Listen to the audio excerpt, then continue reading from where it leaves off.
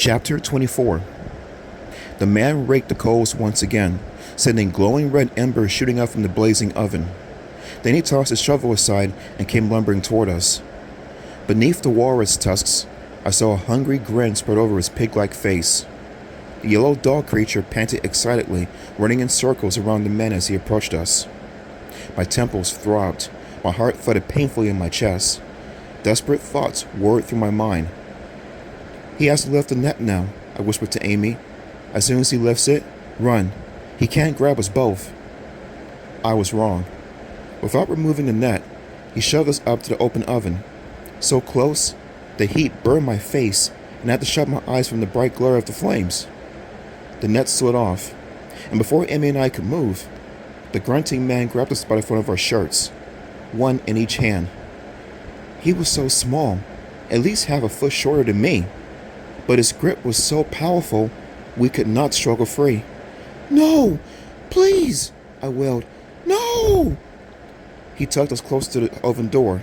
"Stop!" Amy shrieked. "You can't! You can't!" He grunted in reply. His face showed no emotion at all. Flames jumped from the open oven door. The heat burned my skin. Still holding us each with one hand, he began to lift us off the ground, toward the oven door. The dog creature barked excitedly, jumping up and down against the man. And as the dog jumped, I reached down with a groan, and with both hands, grabbed the dog around the middle. The dog yipped in surprise as I raised her toward the oven door. The man uttered a short grunt and let go of me. I dropped to the ground hard, but held on to the pigman's yapping pet. "Let us go," I cried breathlessly. "Let us go, or I'll bake your pet." Amy took a step back from the oven, her whole body trembling, her eyes on the dog. "I'll bake him," I cried, swinging the squealing pet toward the leaping flames. The man raised both hands. He backed away. His round dark eyes were suddenly filled with fear.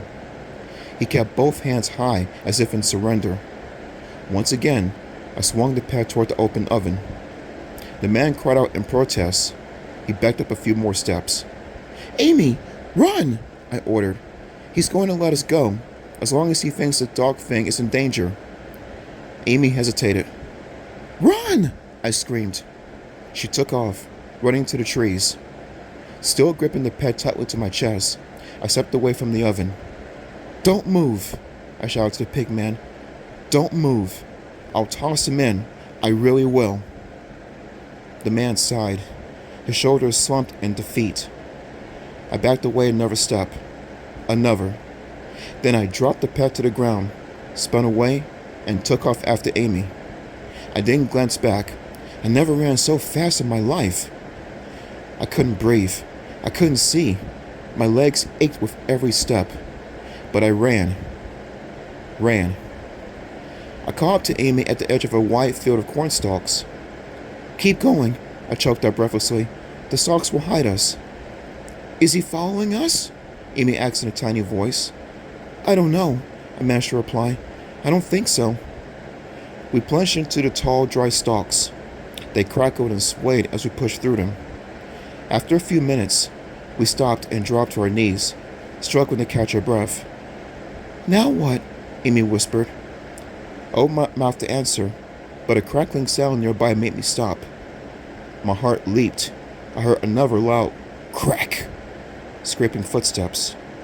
So close, all around us. The book, I remembered. The End of Be Afraid. The End of Be Afraid book flashed back into my mind.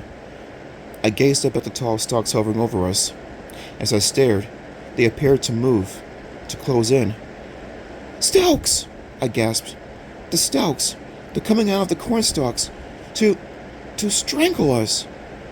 A wave of terror rolled down my body. I shut my eyes and heard the dry crunch of footsteps surrounding us.